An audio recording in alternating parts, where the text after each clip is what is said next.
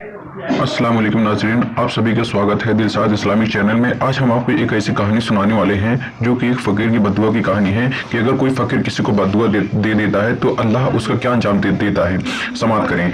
चाचा चमन मोहल्ले के सबसे कंजूस आदमी थे। उनके घर कोई मेहमान चला जाए तो रस्मी गुफ्तगू के बाद पूछते हैं कि चाय तो नहीं पियेंगे ना, क्योंकि चाय बहुत नुकसानदेह है। हाँ, शरबत थोड़ा गर्म है, चलेगा क्या? केक बिस्किट वाली दुकान अभी बंद पड़ी है क्या? चाचा चमन ने बोला, जाओ जाओ, दफा हो जाओ। नहीं है मेरे पास पैसे, पता नहीं कहाँ कहाँ से चले आते हैं, भिखारी आ जाते हैं मांगने के लिए, खाने के लिए दिन नहीं भरता। चाचा चमन ने बेचारे फकीर को खूब बातें सुनाई। फकीर मायूस हो गया। आखिर उसकी जुबान से बद्दुआ निकली, अल्लाह मुझे हमेशा खाने से दूर रखे, तुझे भी कुछ न खा सके। इतना कहकर वो फकीर वहां से चला गया। कुछ दिन बाद चाचा चमन के पेट में बहुत भयानक दर्द उठा। दर्द इतना भयानक था कि घर वालों ने उनको हॉस्पिटल ले गए।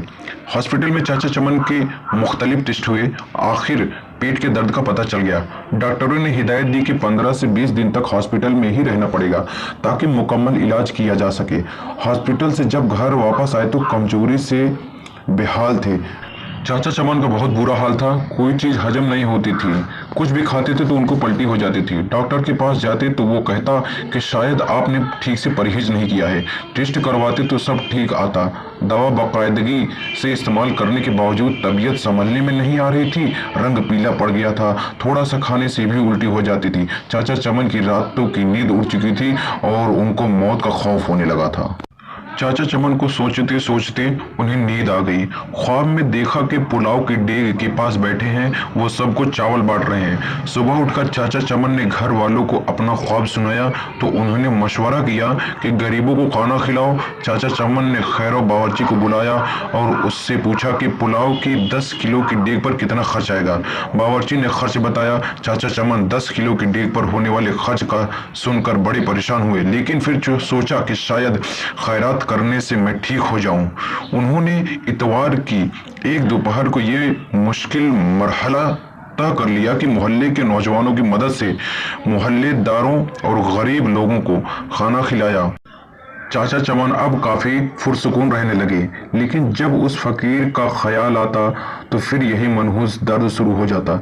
कई दिन ऐसे ही बीत गए। एक शाम को किसी फकीर की आवाज आई, अल्लाह के नाम पे दे दो बाबा। चाचा चमन भाग कर गए तो देखा कि वही फकीर खड़ा था जिसने उन्हें बद्दुआ दी थी। चाचा चमन उस फकीर का हाथ पकड़कर अपने घर के अंदर ले आए। फौरन ही उन्होंने अपने बड़े लड़के को होटल से कई किस्म के खाने लाने के लिए भेजा। कुछ ही देर में लड़का होटल से बहुत से खाने लेकर आया। चाचा चमन और फकीर ने पेट भर कर खाना खाया। फकीर खाना खाते वक्त बहुत खुश था। एक हफ्ता इलाज के बाद चाचा चमन मुकम्मल तौर पर सेहत याब हो चुके थे। प्यारे इस्लामी भाइयों, अगर आप लोगों को हमारी यह पोस्ट पसंद आई हो और अगर आपको इस पोस्ट से कुछ हासिल हुआ हो तो आप लोग इसको शेयर करें।